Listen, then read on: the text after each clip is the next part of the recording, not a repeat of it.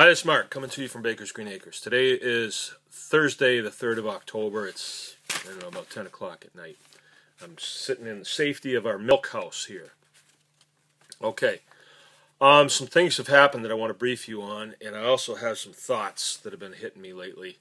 So I'm going to go through this. The DNR today filed a motion for reconsideration with our court. What they're doing is they're trying to get the judge to reconsider his opinion that we should go to court. And they think that we should just depopulate our animals, kill our animals, say goodbye to our farm operation, and pay our $700,000 fine and go to jail. And they don't think we should get a trial. This is Bill Schuette's office, the Attorney General. The $700,000 fine, I want to remind you, is a direct violation of the 8th Amendment of the Constitution. I'd like everybody to get the Bill of Rights and start to read through those. Those are our freedom teeth, and we need to keep those in the front of our minds. All right, the 8th Amendment, we are free from excessive fines, cruel and unusual punishment. Cruel and unusual punishment part comes when you have the full force of the state coming down on a small family farmer. I think, anyway, it's not a good thing. This is our Attorney General that's doing this. Bill Schuette is his name. He's an elected official. He's elected by us. That means he works for us. Many people have made their opinion known to him that they don't think that this is good, but he didn't really care. He's got his buddies that he's doing stuff for. Okay, I'd like to ask a question. How many of you people have been in a business that one day was legal and the next day was deemed illegal by a regulatory agency like the DNR? Well, I have. And then they took it a step further. They wanted me to kill all my animals, and they weren't going to make good on it, as a takings. Let's say they want to put a freeway through your house. They got to give you fair market value for your property, and they weren't going to do that because they said my animals, because they have a straight tail or a curly tail, are feral, and they're not going to reimburse on feral animals. Okay? And all the while, they're saying that they're doing this because we have this terrible feral swine problem in the state of Michigan. And there again, I brief a lot of crowds, and I always ask who has seen a feral swine, with the exception of one strange old lady that happens to work for Bill Schuette, whose Uncle Tony's seen one. We never get a hand that goes up, so no one has actually seen these animals. The old Hegelian principle, they come out with a problem, feral swine, and then they want to give you the answer. Depopulate swine off family farms. That's the answer. Okay. I would like to be an inspiration to people. That wasn't what I started out to do, but I feel as though it's good if we can inspire each other. And I want to make it really clear. The DNR has used their minions to stall, and it appears that their strategy here is just to starve us out. While they're taking our taxpayer dollars to do this to us, and most of them live in a very lavish lifestyle, they want to put us out of business. It's a stupid thing for them to do because it thwarts commerce, and that's a bad thing to do because commerce is what pays taxes and what pays their salary. But these are not really bright individuals, is what we're finding out. All right. What we have done, this is where I want to be an inspiration. They've thrown everything that they can at us. They're trying to starve us out. My family's been under an incredible amount of pressure.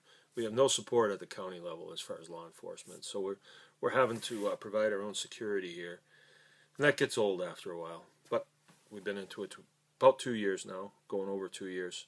I'd say we could go for a long ways, and we can handle it. But it is a tremendous amount of stress, and to be honest with you, some days I'm wondering, is it worth it? And I was having a bad day the other day, and there was a woman here from that's become a family friend, and she was inquiring what could she do to help us out. And I said, join our buyers club. Our buyers club is where we're going to sell directly to families. Our restaurants have left us, all but 2 have left us, and those 2 will be friends for life. The rest of them forget them. We don't have time for that.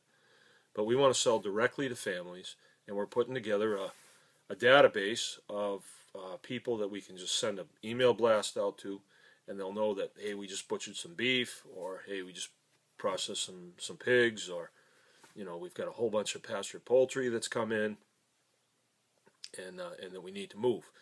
And we think that this will work pretty well. We're also now milking cows here, and it should be an inspiration, because we were going down a completely different road, and the state, the full force of the state, has interrupted our business, interrupted our lives, taken everything from us, because we had to defend ourselves. Lawyers cost a lot of money, and everybody else costs a lot of money. And so we've shifted gears, and we're going to do our business a little bit differently. I wasn't milking cows before, and now I'm milking cows. And it's what you have to do to keep going. So be inspired by this, because we need more people who are willing to live by, when the going gets tough, the tough get going. And you start to think, okay, what can I do to make this happen? This is a lot like a war. We have a state agency that is dead set on taking my business away and putting my children out on the street. Right? I consider that very close to an act of war, if not an act of war.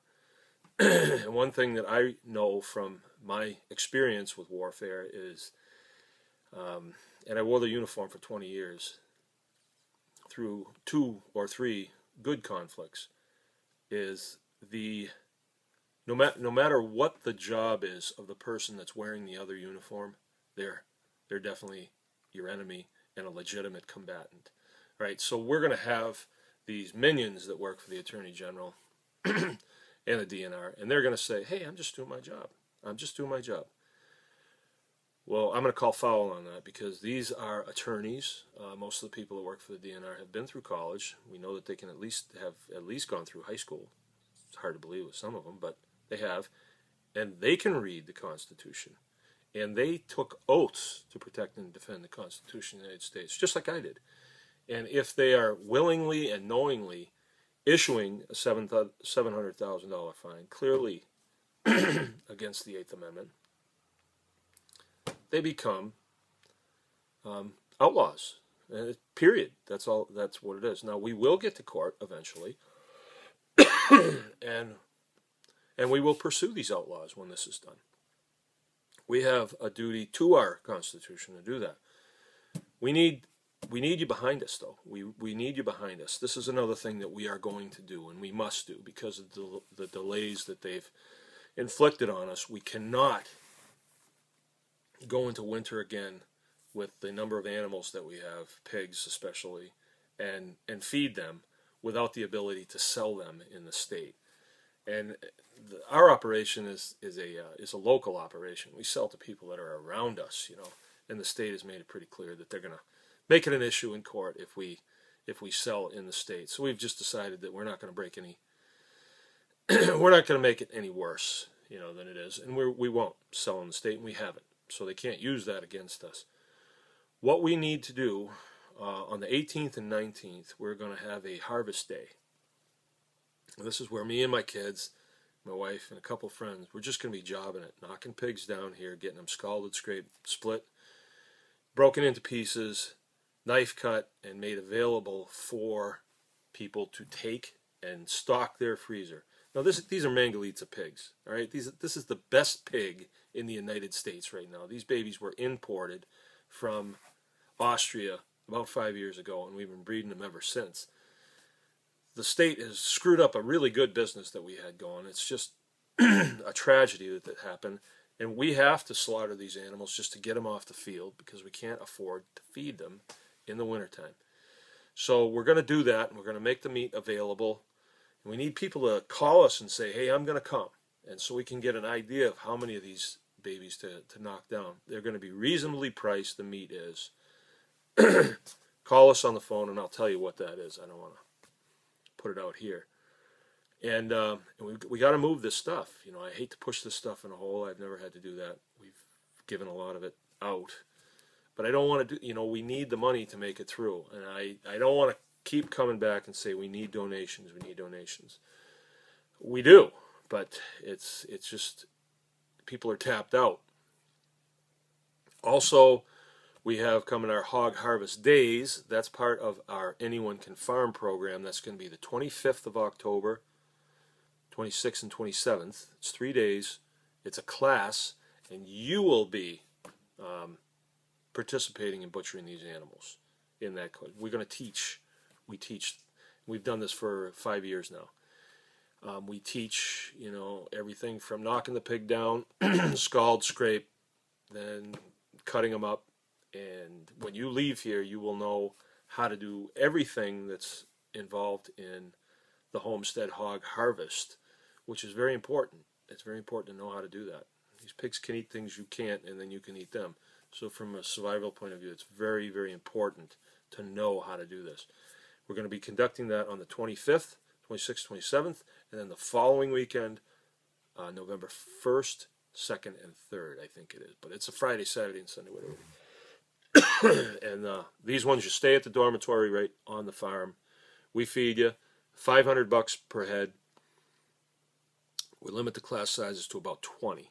So there's a lot of hands-on. And then the pigs that we slaughter during the class, we make that meat available for you to take, for donation, of course.